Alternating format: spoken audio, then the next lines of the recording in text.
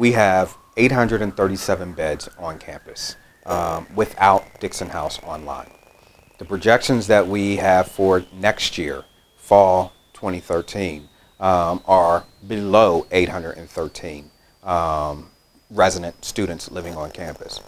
As a result of that, then it doesn't make a lot of sense to open that building up and then have a bunch of empty beds that are sitting there that'll go unoccupied. So because of those projections, we as an institution have made a decision not to reopen Dixon House for this upcoming year. It was great.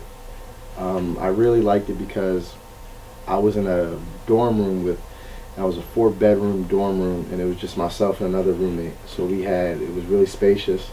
We had our own bathroom as opposed to other dorms that had to share communal bathrooms, so that was pretty cool. Yeah, it was a great experience. Probably one of my favorite years as a college undergrad student. For the most part, it was good. Well, of course, at first, because I didn't know the mold was there. But my roommate, he always had suspicions of like it being mold in the room. Little did we know that it was actually really there. So honestly, I couldn't tell that wasn't there. It was there until after the fact that I heard or whatever. But before, like, you know, we heard of the mold or had any suspicions, it was fine living there. Like, our room was nice. We had our own shower. The people who lived in there were cool, like cool public safety officers or whatever. Like, it was just a cool house, cool living environment. Personally, living in House 2, we had a lot of fun. There's a lot of people that I was friends with from freshman year that were all living in there, and having to move kind of sucked.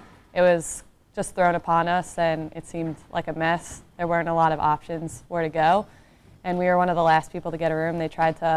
We were in a triple, they tried to force us in a double in West, and we ended up getting really lucky and getting a really big triple in East, but the whole process wasn't really organized and stressed us out a lot. I like House 2 to be open again because I've heard some great things about it. There's a lot of space in the rooms, so we wouldn't be cluttered. There's also be more housing for us, so a lot of sophomores didn't have to live in East, which I think is a good thing because that way you can have more freshman students live in East, get to experience that. East is big. I think they should get all the mold out and fix it because it was a big dorm. Like, it held a lot of students in there, and it had like a lot of space. So I definitely think it could help, you know, with the amount of students that we have coming in and out of Cabrini. It could help with making things a little bit more, less, you know, compact or whatever with the amount of people or whatever. So I think, I mean, if they're gonna knock it down, maybe they should rebuild it or that type of thing, or, you know, if they choose to keep it there. And kind of rebuild from the ground up. Because I'm not sure how they're gonna clean the mold, because the mold was pretty bad. When I was there as a sophomore, there was some mold in some rooms, but it wasn't as pervasive as the following year when there was mold all throughout the dorms. So I was pretty fortunate that I didn't have to experience that.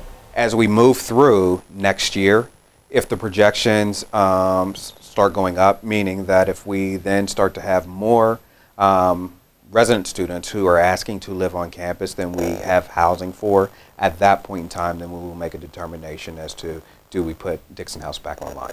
At this point in time, no, it's not slated to get torn down anytime soon. You know, well, there needs to be some work that's done in there, some remodeling that we'll do. It's been closed down for 2 years, so yes, we'll have to go in there and fix a few things up, freshen the house up, and so on and so forth. So yes, there would need to be some work, as you would do with any home or any place that's been closed down for 2 years. It's about supply and demand, and at this point, you know, we have the supply to meet the current demand of resident students, and so therefore that's why we're not opening it up.